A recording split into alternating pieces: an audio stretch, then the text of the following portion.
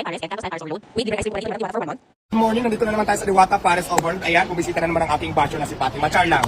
So, kung gusto nyo tikman ng Diwata Pares Overload Quezon City na kung saan marami tayong mga bagong menu na talaga namang ito na yung sinasabi kong mas pinaganda, mas in-improve, mas pinasarap, mas pinalaki. So, ipakita muna natin. At saka dito guys, naka-POS na tayo. So, lahat ng systematic na tayo. Kung yung mapapansin maaga pa ngayon, so marami na rin tao. Ayan. Happy birthday!